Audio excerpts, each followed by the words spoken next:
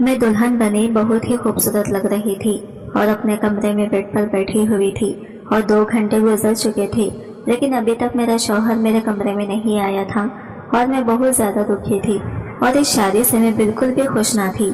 मैं शादी ही नहीं करना चाहती थी।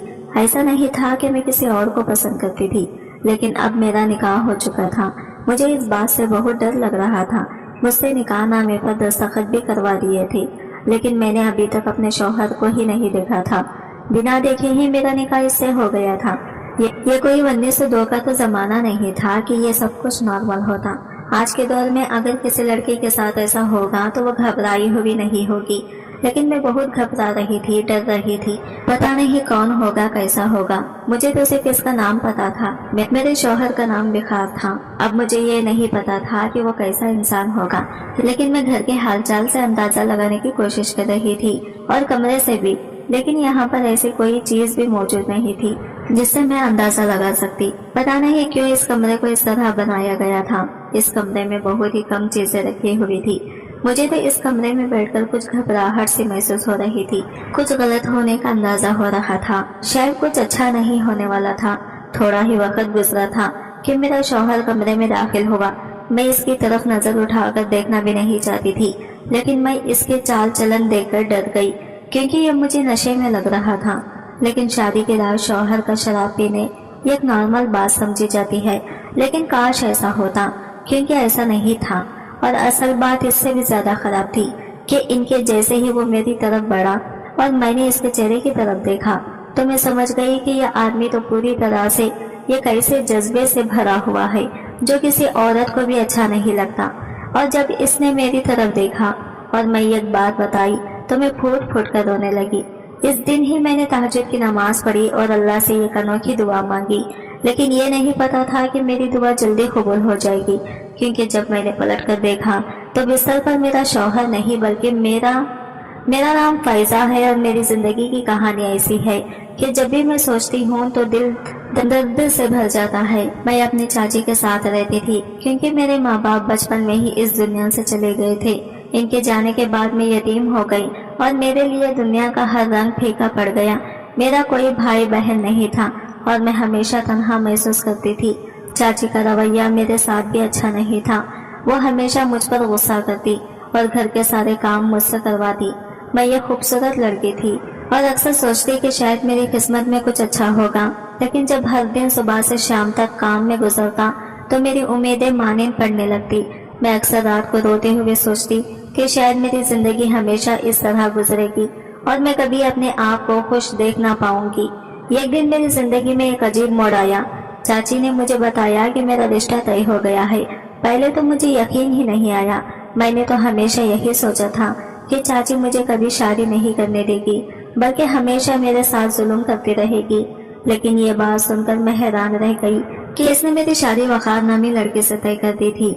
वखार के बारे में मैंने कभी कुछ नहीं सुना था, न कभी इसे देखा था। पता नहीं ये रिश्ता इनको कब मिला, कैसे ये रिश्ता तय हुआ, क्योंकि उन्होंने मुझे सीधा आकर इतना कह दिया था कि जुम्मे वाले दिन तेरा निकाह है। और मैं हैरान रह गई कि ना तो हमारे घर कोई आया, ना मुझे किसी ने तो देखा। तो ये सारे मामलात कहाँ तय पा गए। मैंने पूछने की कोशिश की तो मामूल के मुताबिक वो मुझ पर गुस्सा करने लगी कि तुझे कहा है ना कि अपनी जबान ना चला, जितना कहा है इतना ही कर। तेरी शादी है, अगर कुछ चीजें चाहिए तो बता दे, वो मैं तुझे ला दूंगी। बस शादी की तैयारी कर। शादी की तैयारियां शुरू हो गई, लेकिन दिल में ये खौफ सा था। अजीब बात यह थी कि शादी से पहले की तमाम रसूमात और तकरीबात में मैंने वकार को कभी नहीं देखा था। मैं बस हर वक्त यही सोचती रही कि मेरा मुस्तकबिल कैसा होगा। क्या ये शादी मेरी जिंदगी में कोई बेहतरी लाएगी या फिर मेरी मुश्किलात मजीद बढ़ जाएगी। आखिर वो दिन आ गया जब मेरी शादी वकार के साथ हो गई। दुल्हन बनकर जब मैं पहली बार अपने शौहर को देखा तो मेरे सामने एक अजीब सा मंजर था। वकार बिल्कुल मुख्तलिफ था। वो कोई आम शख्स नहीं था। जिस तरह से इसकी हालत थी, साफ अंदाजा हो रहा था कि वो किसी मकाम पे पहुंचा हुआ आदमी था। शायद इसको किसी ने दूल्हे के कपड़े बहुत जल्दी पहना दिए थे, जिसकी वजह से इसके कपड़े इस तरह से गंदे हो चुके थे कि जैसे किसी छोटे बच्चे को किसी तकरीब में जाने से पहले वक्त से पहले ही कपड़े पहना दिए जाते हैं, तो ऐन वक्त तक वो अपने कपड़े गंदे कर लेता है। اس نے اپنے بالوں کو بھی اجاڑا ہوا تھا اور اس کی حرکتیں بھی کچھ عجیب سی تھی۔ سیدھا آگے بڑھتے ایسے گر گیا جیسے بڑھ نہیں کوئی پانی کا جھولا ہے جس کے اوپر چھلانگے مار مار کر اس کو مزہ آ رہا ہے۔ میں اٹھ کے ایک سائڈ پہ ہو گئی اور مجھے یہ سمجھ میں زیادہ دیر نہیں لگی کہ معاملہ کیا تھا۔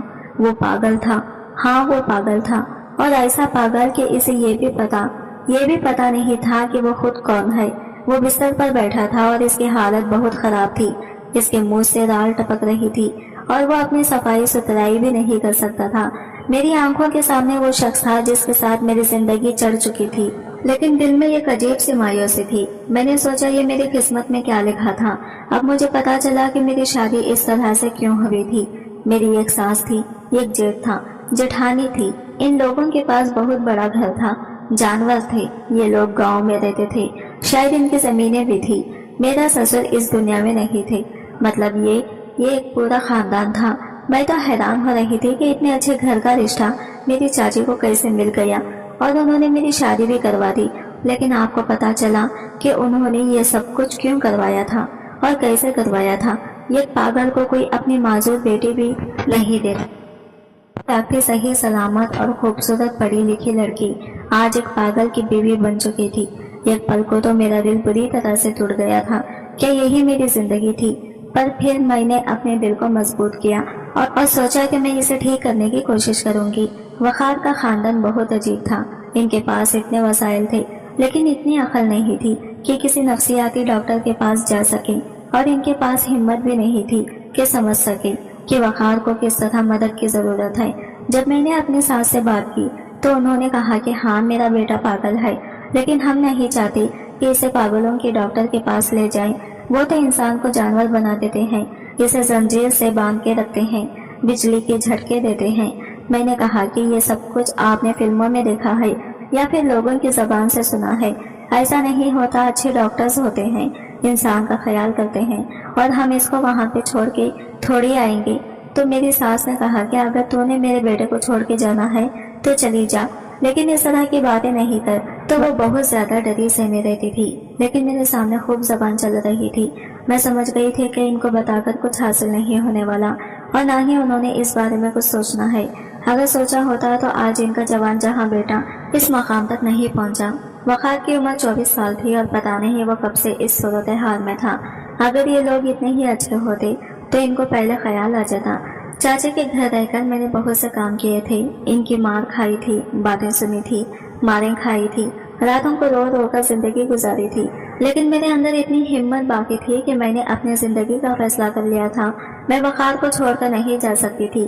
یہ میرے اصولوں کے بھی خلاف تھا، معاشرے کے اصولوں کے بھی، کیونکہ اب وہ میرا شوہر تھا۔ لیکن میں نے سوچ لیا تھا کہ میں اس کو ٹھیک کرنے کی کوشش کروں گی۔ میری زندگی اب صرف ایک ہی مقصد کی گرد گھومنے لگی تھی۔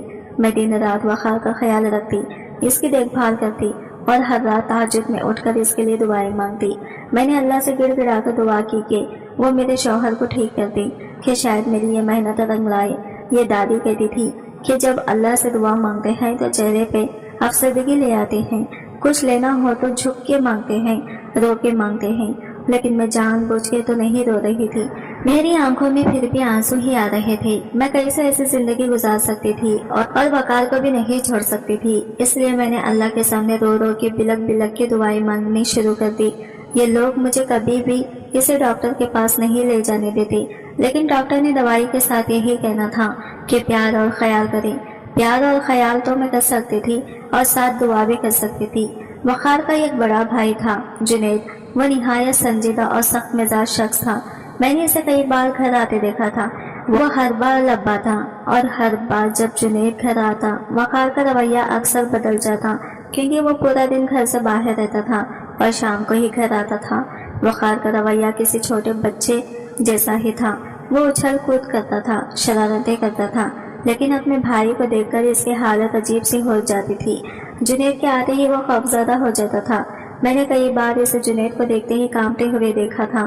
جیسے ہی جنید دروازے سے اندر آتا وقار کا چہرہ سفید پڑ جاتا، اس کے ہاتھ پاؤں تھر تھر کانپنے لگتے اور وہ بالکل کسی چھوٹے بچے کی طرح دبک کر بیٹھ جاتا تھا۔ مجھے یہ منظر دیکھ کر حیرانی ہوتی تھی۔ میں سوچتی کہ آخر وقار کو جنید سے اتنا خوف کیوں آتا ہے۔ وقار ٹھیک ہوتا تھا، لیکن جیسے ہی اس کا بھائی سامنے آتا وہ یہ خوفزدہ اور کمزور انسان بن جاتا۔ اس کی آنکھوں میں عجیب سی وحشت ہوتی اور وہ بے بسی سے مجھے دیکھنے لگتا، جیسے وہ کہنا چاہتا ہو کہ وہ جنید کے سامنے بے بس ہے۔ میں نے کئی بار کوشش کی کہ وقار سے پوچھوں، لیکن وہ اس بارے میں کچھ نہیں کہتا تھا۔ اس کی خاموشی نے مجھے اور بھی پریشان کر دیا۔ آخر میں نے سوچا کہ شاید اس کا جواب میری ساس کے پاس ہوگا، کیونکہ وہ اپنے بچوں کی نفسیات کو خوب سمجھتی تھی۔ ایک دن موقع پا کر میں نے اپنے ساس سے پوچھا، ماں جی ایک بات پوچھنی ہے، وقار بھائی جنید سے اتنا ڈرتا کیوں ہے؟ ہر بار جب وہ آتے ہیں وقار کانپنے لگتا ہے، جیسے کوئی بڑا خوف اس کے دل میں ہو۔ ساس نے میرے سوال پر عجیب سے مسکراہٹ دی اور کہا، بیٹی وقار تو بچپن سے ہی پاگل ہے، اسے تو ہر کسی سے ڈر لگتا ہے، اور تم کہتی ہو جنید سے؟ اس کی حالت ایسی ہے کہ وہ کسی کو بھی دیکھ کر ڈر جاتا ہے۔ اس کو کیا پتا کہ کب کس سے ڈرنا ہے؟ وہ تو کبھی کبھی پانی سے بھی ڈرتا ہے، کبھی کبھی سیڑھیوں سے بھی ڈر جاتا ہے۔ میں نے ڈر جاتا ہے کہ میں نے کہا کہ نہیں، میں نے واضح فرق محسوس کیا ہے۔ وہ آرام سے بیٹھ کے کھیل رہا ہوتا ہے یا مجھ سے بات کر رہا ہوتا ہے، لیکن جیسے ہی جنید بھائی کو دیکھتا ہے تو بہت ہی عجیب سی حالت میں آ جاتا ہے۔ میری ساس نے کہا کہ ایسا کچھ نہیں ہے، یہ سب کے ساتھ ایسا ہی کرتا ہے، تم آئی ہو تو اس کا رویہ تھوڑا سا بدل گیا، اس لیے شاید تمہیں ایسا لگ رہا ہے۔ لیکن مجھے ساس کی بات پر یقین نہیں آیا۔ وقار کو صرف جنید سے ڈر لگتا تھا، اور میں نے یہ بات بہت واضح طور پر محسوس کی تھی۔ وہ کسی اور سے نہیں ڈرتا تھا، نہ مجھ سے، نہ گھر کے دوسرے افراد سے، نہ ہی کسی اجنبی سے۔ بس جنید کو دیکھتے ہی اس وجہ سے ایک عجیب خوف طاری ہو جاتا تھا۔ میں نے دل میں ٹھان لیا تھا کہ اس بات کا اصل راز جان کر رہوں گی۔ یہ معمولی بات نہیں تھی، اس خوف کے پیچھے ضرور کوئی گہرا راز چھپا تھا، جسے ہر کوئی چھپانے کی کوشش کر رہا تھا، خاص طور پر میری ساس۔ ایک دن کا واقعہ ہے جو میں کبھی نہیں بھول سکتی۔ وہ دن میری زندگی کے سب سے مشکل دنوں میں سے ایک تھا۔ وقار کی حالت عجیب ہی تھی، کبھی وہ مجھے اپنی ٹیچر سمجھتا، کبھی وہ مجھے اپنی دلہن سمجھتا، کبھی کہتا تم میری دوست ہو، لیکن کسی بھی طرح کچھ بھی کر کے میں اس کو نارمل کرنے کی کوشش کرتی تھی کہ وہ صحیح حالات میں رہے، توڑ پھوڑ نہ کریں، کوئی ایسی ویسی حرکت نہ کریں، اور صبح سے اس کی حالت ٹھیک تھی۔ لیکن اچانک ایک دن اسے پھر سے پاگل پن کا دورہ پڑ گیا۔ وہ کچھ بے چینی سے چلنے لگا اور پھر اچانک میری طرف مڑا۔ اس کی آنکھوں میں عجیب سی وحشت تھی۔ میں گھبرا گئی۔ کچھ سمجھنے سے پہلے ہی اس نے غصے میں آ کر میرے منہ پر زور سے تھپڑ مار دیا۔ میرے چہرے پر جلن ہوئی اور آنکھوں سے آنسو بہنے لگے۔ میں اس لمحے میں بالکل بے بس تھی۔ میرے دل پر جو بوجھ تھا وہ بیان سے باہر تھا۔ میں نے کبھی نہیں سوچا تھا کہ وہ شخص جس سے میں نے اتنی محبت کی وہی مجھے اس طرح تکلیف دے گا۔ میں نے خود کو سنبھالا اور کمرے میں جا کر رونے لگی۔ دل کے اندر عجیب سی ٹوٹ پھوٹ ہو رہی تھی، جیسے ساری دنیا میرے خلاف ہو چکی ہو۔ میں نے سوچا کہ کیا میری قسمت میں یہی دکھ لکھے ہیں۔ میری ساس کو بھی پتہ چل گیا تھا اور وہ مجھے کہنے لگی کہ تم نے تو اس سارے ماحول کو بڑا نارمل بنا دیا تھا، ایسا نہیں ہے۔ اس نے پتہ نہیں مجھ پہ بھی کتنی دفعہ ہاتھ اٹھایا، کیونکہ یہ اپنے جواز میں نہیں ہے۔ یہ سب کچھ تو برداشت کرنا ہی پڑے گا، اس لیے زیادہ پریشان نہیں ہو۔ ان کو میرے ساتھ کوئی ہمدردی نہیں تھی۔ ایسا لگ رہا تھا کہ جیسے خوش ہو رہی ہیں، کیونکہ میں کافی دن سے یہی کہتی پھر رہی تھی کہ صرف پیار اور خیال سے ہی وقار کی حالت میں نے اتنی بہتری آئی ہے۔ آپ لوگ اسے ڈاکٹر کے پاس کیوں نہیں لے جاتے؟ اس رات میں نے اللہ کے سامنے زمین پر سر رکھا اور دعا کی۔ میری آنکھیں آج کباب تھی، دل بے چین تھا اور میں اپنے رب سے فریاد کر رہی تھی۔ میں نے کہا، یا اللہ میری مدد کرو، یا تو مجھے اتنی طاقت دے کہ میں یہ سب کچھ برداشت کر سکوں، یا پھر میرے شوہر کو مکمل طور پر ٹھیک کر دے۔ میں اس آزمائش میں اب مزید نہیں رہ سکتی۔ وہ رات میری زندگی کی سب سے طویل راتوں میں سے ایک تھی۔ میں نے پوری رات دعاؤں میں گزاری اور دل میں بس ایک ہی خواہش تھی کہ وقار ٹھیک ہو جائے، یا پھر مجھے اتنی ہمت ملے کہ میں اس کی حالت کو برداشت کر سکوں۔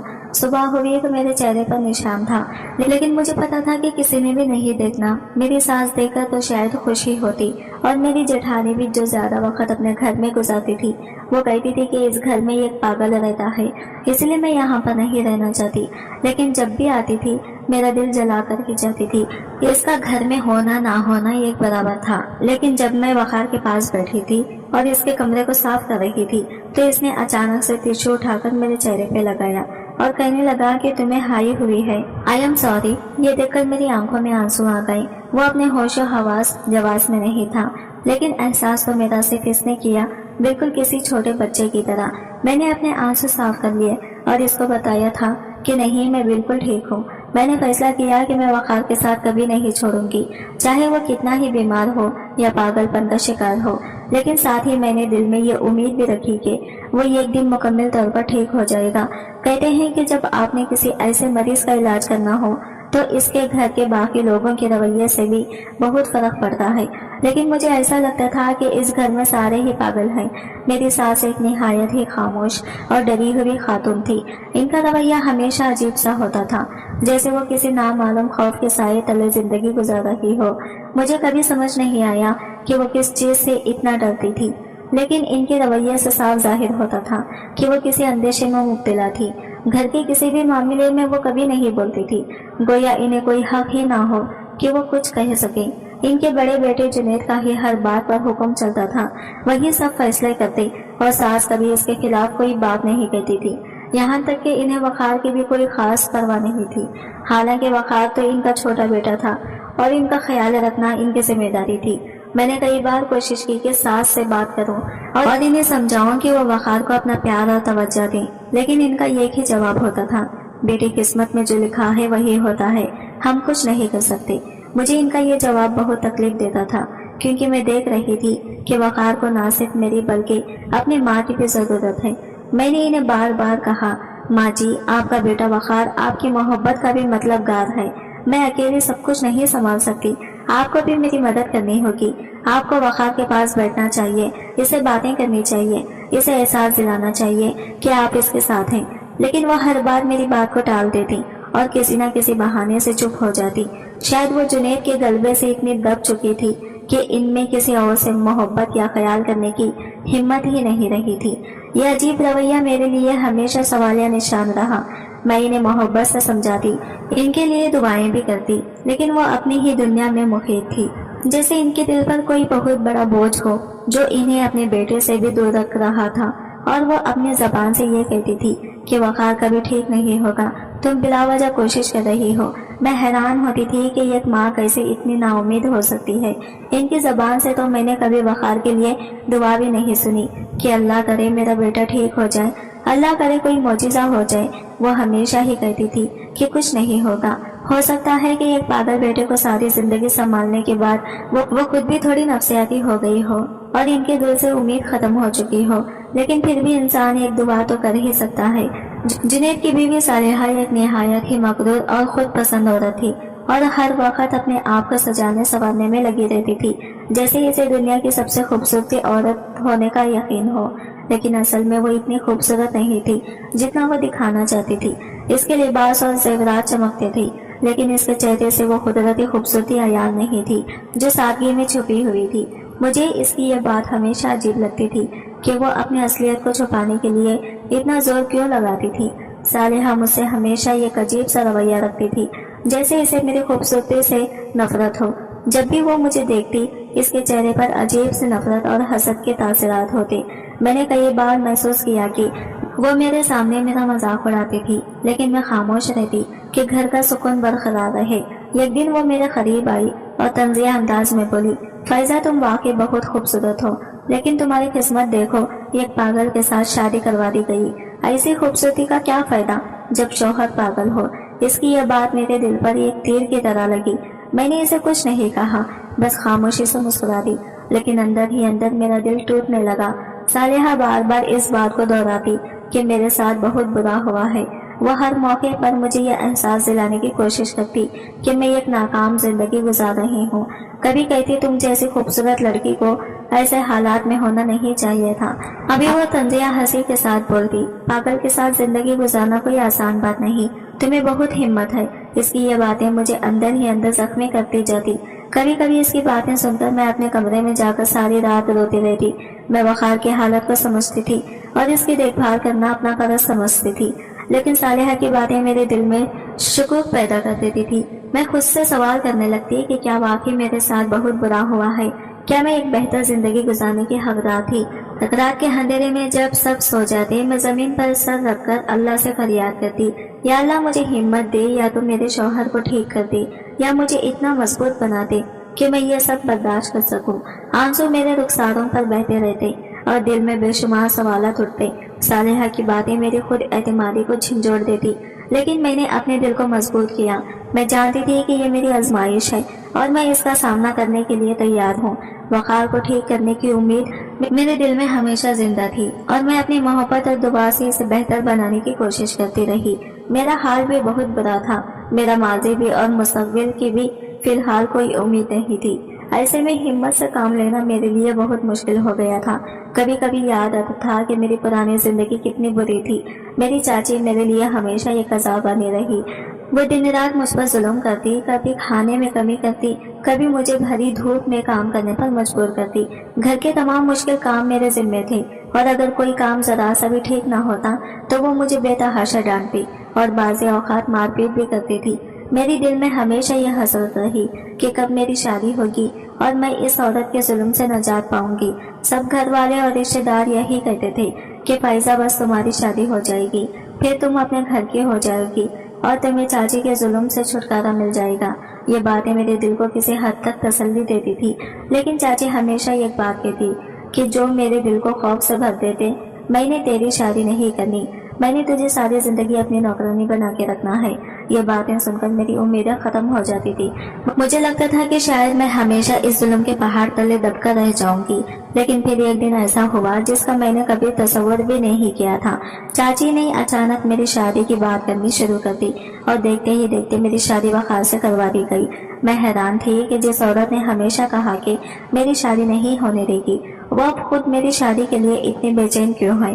لیکن شادی کے ہنگامے اور نئی زندگی کے آغاز میں ان سوالات کے جواب تلاش کرنے کا موقع نہ پا سکی۔ پھر ایک دن مجھے سچائی کا علم ہوا۔ مجھے پتا چلا کہ چاچی خود کسی اور مرد کو پسند کرتی تھی اور وہ اس کے ساتھ باہر کے ملک جانا چاہتی تھی۔ میری شادی اس لیے کروا دی گئی تاکہ وہ مجھے گھر سے نکال سکے اور اپنے راستے میں کوئی رکاوٹ نہ رہے۔ یہ سوچ کر میرے دل میں ایک عجیب سا دکھ ہوا اور غصہ پیدا ہوا۔ میرے چچا اس وقت خاموش تھے جب ان کی بیوی مجھ پر ظلم کرتی تھی، اور جب چاچی مجھے گھر سے نکال کر خود بھاگ گئی تب بھی وہ کچھ نہیں بولے۔ شاید وہ شرمندہ تھے کہ انہوں نے اپنی بیوی کی زیادتیوں کے خلاف کبھی آواز نہیں اٹھائی، اس لیے مجھ سے مدد بھی نہیں مانگی۔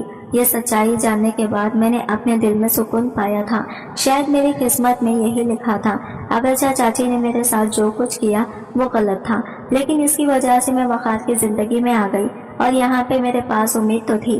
وقار کا رویہ بالکل کسی چھوٹے بچے کی طرح تھا، جیسے چھوٹے بچے چلتے چلتے گر جاتے ہیں، ان کو کوئی چوٹ لگ جاتی ہے۔ اسی طرح ایک دن بھاگتے ہوئے کمرے میں آ رہا تھا کہ اس کا سر دیوار پہ لگ گیا اور وہ تھوڑی دیر کے لیے زمین پہ بیٹھ گیا۔ میں نے کہا کہ ٹھیک تو ہے، تو کہنے لگا کہ ٹھیک ہوں۔ مجھے لگا کہ یہ سب کچھ نارمل ہے کیونکہ پہلے بھی ہو جاتا ہے، لیکن یہ نہیں پتا تھا کہ میری زندگی بدلنے والی تھی۔ میں نے تہجد پڑھ کر اپنے شوہر کے لیے دعائیں کی تھی، اور تہجد پڑھی ہی لاڈلی عبادت ہے، یہ اللہ سے اپنی بات منوا لیتی ہے۔ اسی دن فجر کے وقت میری آنکھ کھلی۔ میں نے دیکھا کہ وقار بستر پر بیٹھا ہوا ہے، لیکن آج وہ کچھ مختلف تھا۔ وہ بظاہر ٹھیک لگ رہا تھا، جیسے کوئی عام جوان مرد ہو۔ میری حیرت کی انتہا نہ رہی۔ میں نے سوچا یہ کیا ہو رہا ہے؟ اس نے کہا کہ کون ہو تم؟ میری ماں کہاں ہے؟ ہٹ جاؤ میرے سامنے سے، وہ بالکل جوان مرد کی طرح بولا۔ حیران رہ گئی۔ مجھے یقین تھا کہ شاید سب کچھ بدل گیا ہے۔ وقار کی یادداشت واپس آ چکی تھی۔ جب میں نے دیکھا کہ وقت بالکل بدل چکا تھا، میں اپنے جذبات پر قابو نہ رکھ سکی۔ وہ شخص جو کل تک ایک پاگل کی طرح تھا، آج بستر پر سیدھا بیٹھا تھا اور ایک عام انسان کی طرح لگ رہا تھا۔ میرا دل خوشی اور خوف کے درمیان تھا۔ میں سوچتی رہی کہ یہ معجزہ کیسے ہوا؟ کیا میری دعائیں قبول ہو گئی تھی یا پھر یہ سب ایک خواب تھا؟ وقار نے آہستہ سے میری طرف دیکھا اور پوچھا، تم کون ہو؟ یہ سوال سن کر میرا دل دھڑک اٹھا۔ وہ شخص جسے میں اپنا شوہر مانتی تھی، وہ مجھے نہیں جانتا تھا۔ میں نے خود کو سنبھالا اور آہستہ سے جواب دیا، میں تمہاری بیوی ہوں، فائزہ۔ وقار نے حیرت سے میری طرف دیکھا، جیسے وہ کچھ یاد کرنے کی کوشش کر رہا ہو۔ پھر اس نے سر جھکا لیا اور بولا، مجھے کچھ یاد نہیں آ رہا، مجھے تم یاد نہیں ہو۔ میری آنکھوں میں آنسو آ گئے۔ یہ لمحہ میرے لیے بہت مشکل تھا۔ میں نے اسے سنبھالنے کے لیے اتنی محنت کی تھی، اور اب جب وہ ٹھیک ہو چکا تھا، وہ مجھے نہیں پہچان رہا تھا۔ یہ سوچ کہ وہ مجھے اپنی بیوی کے طور پر قبول نہیں کرے گا، میرے دل کو چیر گئی۔ ایسا ہوتا ہے کہ جب انسان کی یادداشت چلی جاتی ہے اور جب واپس آتی ہے تو اس کے بیچ کے عرصے کو وہ بھول جاتا ہے۔ اس بیچ اس کے ساتھ کیا ہوا وہ اسے یاد نہیں رہتا، اور ڈاکٹرز کہتے ہیں کہ یہ یادیں اسے یاد آ جائیں، اس کے چانس بہت ہی زیادہ کم ہوتے ہیں۔ لوگوں کو کبھی بھی کچھ بھی یاد نہیں آتا، وہ مجھے بھول چکا تھا، ہمارے نکاح کو بھول چکا تھا، وہ سارا وقت بھول چکا تھا جو ہم نے ایک دوسرے کے ساتھ گزارا تھا، اور میرے لیے یہ کسی عذاب سے کم نہیں تھا۔ وہ ایسا کیسے کر سکتا تھا؟ یہ کیسے ہوا؟ میں تو اس کے دل اور دماغ دونوں سے نکل چکی تھی۔ مجھے یقین نہیں آتا تھا، لیکن وہ جس طرح مجھے دیکھ رہا تھا، جن نظروں سے مجھے دیکھ رہا تھا، میں حیران تھی۔ میں نے کہا کہ آپ کی حالت بہت بری تھی، آپ کے ساتھ میری شادی بہت عجیب طریقے سے ہوئی تھی۔ میری چاچی نے یہ رشتہ دیا تھا، وہ بہت بری عورت تھی، میرے ساتھ بہت ظلم کرتی تھی۔ پھر میری شادی آپ کے ساتھ ہو گئی تو مجھے پتا چلا کہ آپ کی ایسی حالت ہے۔ میں نے دن رات آپ کے لیے دعائیں کی، تہجد پڑھی۔ ہم لوگ ایک ساتھ اسی کمرے میں رہتے تھے، میں آپ کے ساتھ رہتی تھی۔ ہم لوگ ایک دوسرے کے ساتھ اچھا وقت گزارتے تھے، دوستوں کی طرح رہتے تھے۔ آپ کی حالت بالکل کسی 8 سال کے بچے جیسی تھی۔ میں نے بہت وقت دیا ہے آپ کو، بخار بہت امید سے میں آپ کے ساتھ رہ رہی تھی۔ ایسا تو نہ کہیں، نہیں تو میں مر جاؤں گی۔ سب کچھ یاد کرنے کی کوشش کریں۔ مجھے نہیں پتا تھا کہ جب کسی ایسے مریض کی یادداشت واپس آ جاتی ہے تو پھر اسے بار بار یہ کہنا کہ یاد کرنے کی کوشش کریں، اس کے لیے اچھا نہیں ہوتا۔ لیکن میں بھی کیا کرتی ہوں، میرے اوپر بھی تو اتنا بڑا ظلم ہو رہا تھا۔ میرے شوہر مجھے ماننے سے انکار کر رہا تھا، وہ میرے وجود کو ماننے سے انکار کر رہا تھا۔ اس کے لیے میں تھی ہی نہیں، اس کے سامنے کھڑی یہ لڑکی اس کے لیے یہ اجنبی تھی۔ وہ کسی فائزہ کو کبھی نہیں جانتا تھا، اس کا مطلب تو یہی تھا کہ سب کچھ ختم ہو گیا تھا۔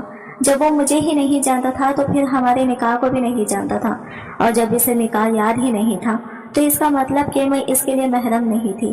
ہمارا نکاح صرف کاغذ کا ٹکڑا بن چکا تھا۔ میرے دماغ میں وہ سارے معاملات آ رہے تھے جو اب آگے چل کے میرے ساتھ پیش آ سکتے تھے، لیکن میں بہت ہی ثابت قدمی سے اپنے آپ کو سنبھالنے کی کوشش کر رہی تھی۔ اس میں وقار کا کوئی قصور نہیں تھا، قصور میری قسمت کا تھا جو میرے ساتھ ہمیشہ ایسے ہی کھیل کھیلتی آئی تھی۔ لیکن اب میں یہ سب کچھ برداشت نہیں کر سکتی تھی، یہ سب میری برداشت سے باہر ہو چکا تھا۔ اس کی آنکھوں میں بس میں بیگانی مجھے اندر تک ختم کر رہی تھی۔ وہ بھی آس پاس بھی دیکھ رہا تھا جیسے اسے کچھ بھی یاد نہیں، صرف اتنا ہی یاد تھا کہ یہ گھر تو اسی کا تھا اور اسے اپنے بارے میں پتا تھا کہ میں کون ہوں۔ وہ بھی مجھ سے زیادہ تکلیف میں تھا، لیکن میری تکلیف کا کیا، اب میں کیا کرتی ہوں، کہاں جاتی؟ وقار نے اٹھ کر بستر سے نیچے قدم رکھا اور جیسے ہی وہ کھڑا ہوا اس کے چہرے پر ایک نئی روشنی نظر آئی۔ وہ پہلے کی طرح بے بس اور کمزور نہیں لگ رہا تھا، بلکہ ایک طاقتور اور مضبوط مرد کی طرح لگ رہا تھا۔